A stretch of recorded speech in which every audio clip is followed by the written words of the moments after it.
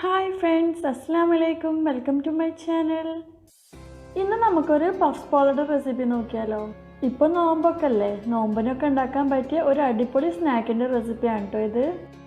ബേക്കറിയിൽ നിന്നൊക്കെ വാങ്ങണ പഫ്സിൻ്റെ അതേ ഒരു ടേസ്റ്റാണ് കേട്ടോ ഇതിനും.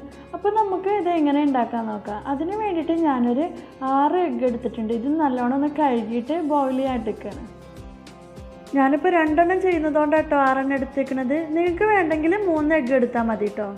അതുപോലെ തന്നെ ഇതിലേക്ക് കുറച്ച് ഇഞ്ചി വെളുത്തുള്ളി പേസ്റ്റ് വേണം, അതും കൂടെ ഞാൻ ചതച്ച് വെച്ചിട്ടുണ്ട്.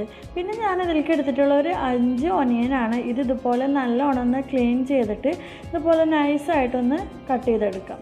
ഞാൻ ഇതുപോലെ നീളത്തിലൊന്ന് അരിഞ്ഞിട്ട് അതിൻ്റെ മിഡിലായിട്ട് ഒന്നും കൂടെ ഒന്ന് കട്ട് ചെയ്ത് കൊടുത്തിട്ടുണ്ട്. ഇനി ഇതിലേക്ക് വേണ്ടത് പച്ചമുളക് കേട്ടോ. ഞാൻ 3 പച്ചമുളകാണ് എടുത്തിട്ടുള്ളത്. നിങ്ങൾ എരിവിനനുസരിച്ചിട്ട് കൂട്ടും കുറയ്ക്കും ചെയ്യാം. അതുപോലെ തന്നെ കുറച്ച് കറിവേപ്പിലയും മല്ലിച്ചപ്പും കൂടെ വേണം. അത് ഇതുപോലെ ചെറുതാക്കി ഒന്ന് കട്ട് ചെയ്ത് കൊടുക്കാം.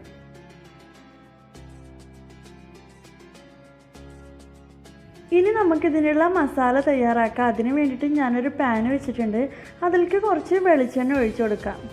വെളിച്ചെണ്ണ ചൂടായി വന്നതിന് ശേഷം നമ്മൾ നേരത്തെ കട്ട് ചെയ്ത് വെച്ചിട്ടുള്ള ഒനിയനും പച്ചമുളകും മല്ലിച്ചപ്പും കറിവേപ്പിലും ഒക്കെ ഉണ്ട്, എല്ലാം കൂടി ഒരുമിച്ചിട്ട് തന്നെ ഇതിലേക്ക് ഇട്ട് കൊടുക്കാം. ഇനി ഇത് നമുക്കൊന്ന് നല്ലവണ്ണം ഇളക്കി കൊടുക്കണം. ഞാനിപ്പോൾ ഒന്ന് വാടാനായിട്ട് കുറച്ച് ഉപ്പ് ഇട്ട് കൊടുക്കുന്നുണ്ട്.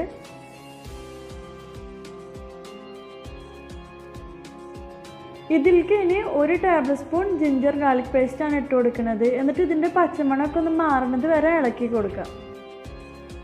ഇപ്പോൾ ഇതിൻ്റെ പച്ചമണമൊക്കെ ഒന്ന് മാറിയിട്ട് വാടി വന്നിട്ടുണ്ട്. ഇനി നമുക്ക് ഇതിലേക്ക് കുറച്ച് മസാലപ്പൊടികൾ ഇട്ട് കൊടുക്കാം. ഞാനിപ്പോൾ 1/2 ടീസ്പൂണ് ഗരം മസാല, 1 ടീസ്പൂണ് മുളക് പൊടി, 1 ടീസ്പൂണ് മല്ലിപ്പൊടി, 1/4 ടീസ്പൂണ് മഞ്ഞൾപ്പൊടി, 1/2 ടീസ്പൂണ് ചിക്കൻ മസാല ഇത് കൂടിയിട്ടാണ് ഇട്ട് കൊടുക്കുന്നത്. എന്നിട്ട് ഇത് നല്ലോണം ഒന്ന് മിക്സ് ചെയ്ത് കൊടുക്കണം. നിങ്ങൾ എരിവിനനുസരിച്ചിട്ട് മസാലപ്പൊടികൾ കൂട്ടിയും കുറക്കും ചെയ്യാം കേട്ടോ. ഇപ്പോൾ ഇത് നല്ലോണം മിക്സ് ആയിട്ടുണ്ട്. ഇനി നമുക്ക് അടച്ചു വെച്ചിട്ട് ഒരു 5 മിനിറ്റ് വരെ വേവിച്ചെടുക്കാം. 5 മിനിറ്റ് കഴിഞ്ഞിട്ടുണ്ട്. ഇനി നമുക്കിതൊന്ന് തുറന്ന് നോക്കാം. ഇനി ഇതൊന്ന് നല്ലോണം മിക്സാക്കി കൊടുത്തതിന് ശേഷം ഗ്യാസ് ഓഫ് ചെയ്യാം കേട്ടോ. അപ്പോഴേക്കിത് എഗ്ഗൊക്കെ കുക്കായിട്ടുണ്ട് കേട്ടോ. ഇനി നമുക്കിതിൻ്റെ സ്കിന്നൊക്കെ ഒന്ന് കളഞ്ഞതിന് ശേഷം ഇതുപോലെ ഒന്ന് കട്ട് ചെയ്ത് കൊടുക്കാം. ഞാനിപ്പോൾ 1 എഗ്ഗ് 4 ആക്കിയിട്ടാണ് കേട്ടോ കട്ട് ചെയ്തേക്കുന്നത്. നിങ്ങൾക്ക് വേണമെങ്കിൽ ഇതിന് ചെറുതാക്കിയിട്ടും കട്ട് ചെയ്ത് കൊടുക്കാം. ഇനി നമുക്ക് ഇതിലേക്കൊരു 4 എഗ്ഗ് ബീറ്റ് ചെയ്ത് വെക്കണം. അതിന് വേണ്ടിയിട്ട് ഒരു ബൗളെടുത്തിട്ട് അതിലേക്ക് 4 എഗ്ഗ് ഇട്ട് കൊടുക്കാം. ഇനി ഇതിലേക്ക് കുറച്ച് മല്ലിച്ചപ്പും 1 പച്ചമുളക് കേട്ടോ ഞാൻ എടുത്തിട്ടുള്ളത്. അത് ഇതുപോലെ ഒന്ന് നല്ലോണം ചെറുതാക്കി കട്ട് ചെയ്ത് കൊടുത്തതിന് ശേഷം ഒരു ഫോർക്കോ അല്ലെങ്കിൽ വിസ്കോ വെച്ചിട്ട് നല്ലോണം ഒന്ന് ബീറ്റ് ചെയ്ത് കൊടുക്കാം. നിങ്ങൾ എത്ര എണ്ണമാണ് ഉണ്ടാക്കുന്നത് അതിനനുസരിച്ചിട്ട് നിങ്ങൾക്ക് എഗ്ഗിൽ മാറ്റം വരുത്താം കേട്ടോ. ഇപ്പോൾ ഇതാ നല്ലോണം ബീറ്റായി വന്നിട്ടുണ്ട്. ഇനി നമുക്ക് വേണ്ടത് ഇതിലേക്ക് കുറച്ച് ബ്രെഡാണ്. ബ്രെഡ് എടുത്തതിന് ശേഷം ഇതുപോലെ സൈഡൊക്കെ ഒന്ന് കട്ട് ചെയ്ത് കൊടുക്കാം. ഇപ്പോൾ ഇതാ സൈഡൊക്കെ കട്ട് ചെയ്ത് കൊടുത്തിട്ടുണ്ട്. ഇനി നമുക്കിത് എങ്ങനെയാണ് സെറ്റ് ചെയ്ത് കൊടുക്കേണ്ടത് നോക്കാം. അതിന് വേണ്ടിയിട്ട് ഞാനൊരു സോസ് പാനാണ് എടുത്തിട്ടുള്ളത്. അതിലേക്ക് കുറച്ച് ഓയിലോ നെയ്യോ ഒഴിച്ചതിന് ശേഷം ഇതുപോലെ ഒന്ന് സ്പ്രെഡ് ചെയ്ത് കൊടുക്കാം. എല്ലാ ഭാഗത്തേക്കും എത്തുന്ന തരത്തിൽ തന്നെ സ്പ്രെഡ് ചെയ്ത് കൊടുക്കണം. ഇനി നമുക്ക് ഓരോ ബ്രെഡ് എടുത്തതിന് ശേഷം ഇതുപോലെ എഗ്ഗിൻ്റെ മിക്സിലൊന്ന് മുക്കിയിട്ട് താഴെ എല്ലാ സൈഡിലും കവർ ചെയ്യണ തരത്തിലൊന്ന് നിരത്തി കൊടുക്കാം. ഇതുപോലെ ബ്രെഡ് എല്ലാ സൈഡിലേക്കും കവർ ചെയ്യണ തരത്തിൽ തന്നെ സെറ്റ് ചെയ്ത് കൊടുക്കണം.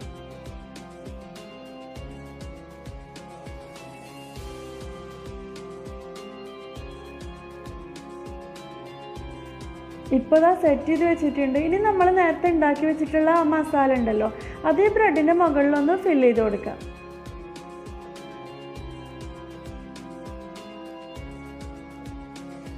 അതിന് മുകളിലായിട്ട് നമ്മൾ നേരത്തെ കട്ട് ചെയ്ത് വെച്ചിട്ടുള്ള എഗ്ഗ് ഉണ്ടല്ലോ, അത് ഇതുപോലെ ഒന്ന് നിരത്തിയിട്ട് ഫില്ല് ചെയ്ത് കൊടുക്കാം. നിങ്ങൾ ഐഡിയക്ക് അനുസരിച്ചിട്ട് വെച്ച് കൊടുക്കാം കേട്ടോ. അതിനുശേഷം നമ്മൾ ആദ്യം ചെയ്തതുപോലെ ഓരോ ബ്രെഡ് എടുത്തിട്ട് ആ എഗ്ഗിൻ്റെ മിക്സിലൊന്ന് മുക്കിയിട്ട് എല്ലാ സൈഡിലും കവർ ആവണ തരത്തിൽ ഇതുപോലെ വെച്ച് കൊടുക്കാം.